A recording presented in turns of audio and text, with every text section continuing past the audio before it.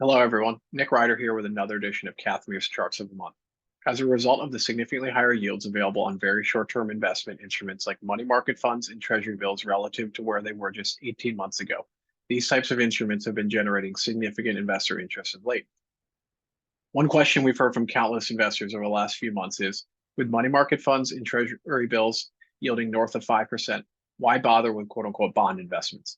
We can assure you that it's a question we've been thinking about a lot ourselves.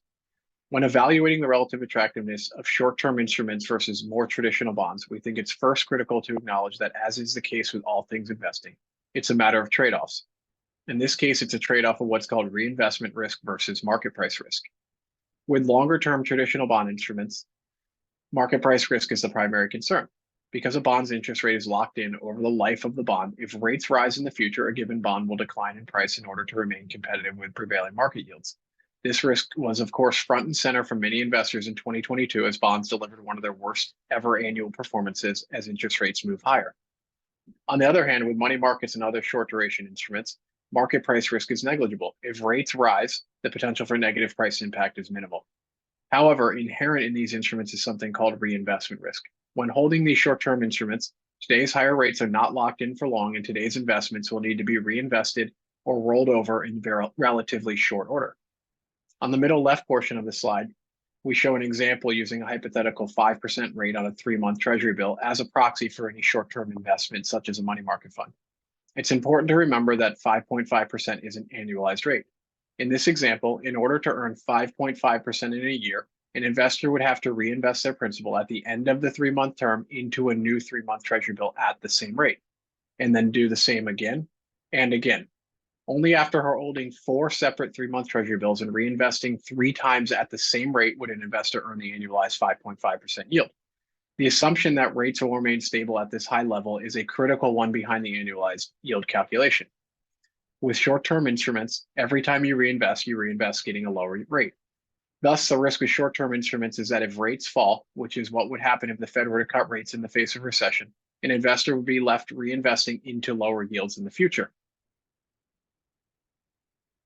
The chart on the screen here shows that both the Fed and the markets expect lower short-term rates in the future. The 4 blue dots depict the Fed's median expectation for where they expect to set their key monetary policy rate at the end of 2023, 24, 25, and 26.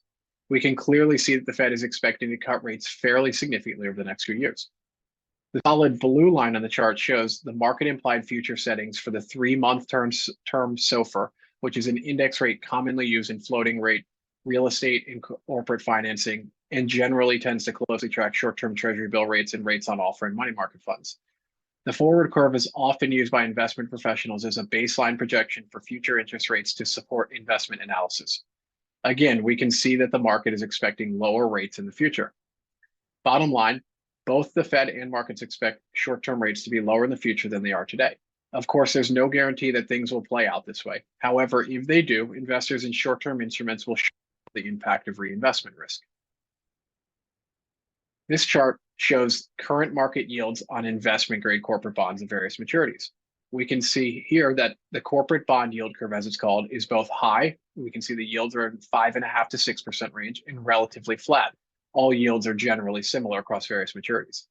Thus, for investors with longer-term goals in mind, such as maintaining a strategic investment reserve, we believe the current environment presents a compelling opportunity to capitalize on today's higher yields by bearing a modest amount of market price risk in place of the reinvestment risk associated with very short-term instruments like treasury bills and money market funds.